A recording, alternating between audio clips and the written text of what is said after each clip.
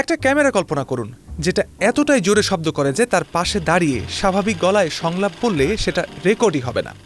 প্রায় 2 দশক ধরে ক্রিস্টোফার নোলান এই ক্যামেরা দিয়ে সিনেমা বানিয়ে আসছেন, কিন্তু এত বছরেও তিনি কখনো পুরো একটা সিনেমা এই ক্যামেরা দিয়ে শ্যুট করতে পারেননি, কারণ এই ক্যামেরার নাম আইম্যাক্স।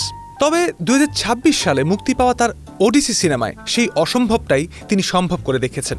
কিভাবে, চলুন জেনে নেই। আইম্যাক্সের আসল জাদু লুকিয়ে আছে এর ফিল্মের সাইজে, কারণ 35 মিলিমিটার ফিল্মের বদলে আইম্যাক্স ক্যামেরা ব্যবহার করে 65 মিলিমিটার ফিল্ম, আর সেটাও চলে পাশ দিয়ে 15টা পারফোরেশন ধরে, যাকে বলে 15 পার্ফ ফরম্যাট। এই বিশাল ফিল্ম প্রতি সেকেন্ডে 5 ফুটেরও বেশি গতিতে ক্যামেরার ভেতর দিয়ে ছুটে চলে যায়। ফলাফল 80 থেকে 100 ডেসিবেলের একটা যান্ত্রিক গর্জন। এটা প্রায় একটা মোটরসাইকেলের শব্দের সমান। এই কারণেই 5 দশক ধরে আইম্যাক্স ফিল্ম ক্যামেরাকে সংলাপের দৃশ্যে ব্যবহার করার কথা কেউ ভাবতেই পারেননি।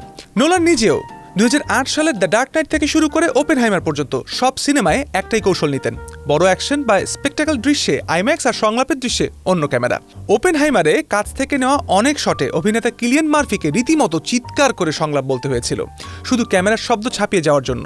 পরে সেই সংলাপ স্টুডিওতে গিয়ে আবার রেকর্ড করে বসাতে হয়েছে, অথচ নোলান নিজে এই পদ্ধতির মানে পরে ডাবিং করে সংলাপ বসানোর ঘোর বিরোধী। তার কাছে সেটে যা রেকর্ড হবে সেটাই আসল। এই একটা জায়গাতেই নোলানের স্বপ্ন আটকে ছিল।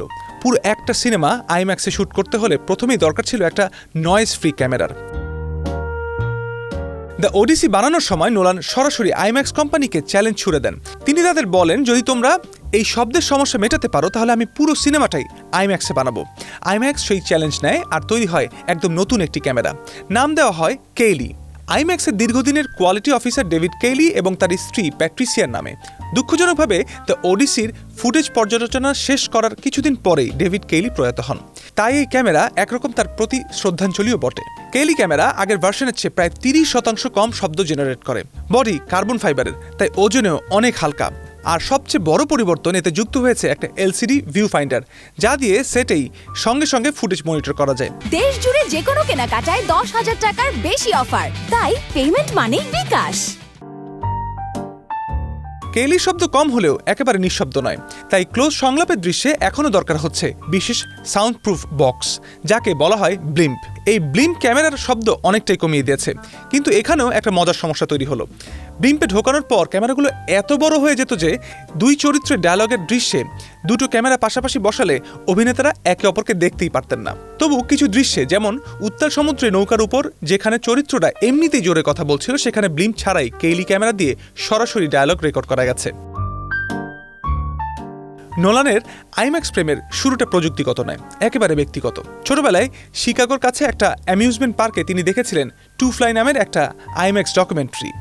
সেখানে একটা শটে ক্যামেরা যখন উড়োজাহাজের সঙ্গে বাঁক নেয়, পুরো প্রেক্ষাগৃহের দর্শক একসঙ্গে মাথা কাত করে ফেলেছিলেন, যেন তারাও সেই সিনেমার অংশ। কিশোর নোলানের বন্ধু তাকে সেই মুহূর্তে পুরো দর্শক সারির দিকে তাকাতে বলেছিলেন। সেই দৃশ্যটাই তার মনে গেঁথে যায়।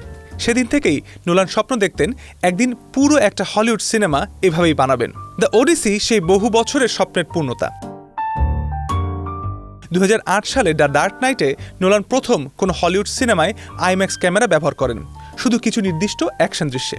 এরপর The Dark Knight Rises, Interstellar, Dunkirk, Tenet, প্রতিটা সিনেমায় ধীরে ধীরে আইম্যাক্সের ব্যবহার বাড়িয়েছেন তিনি।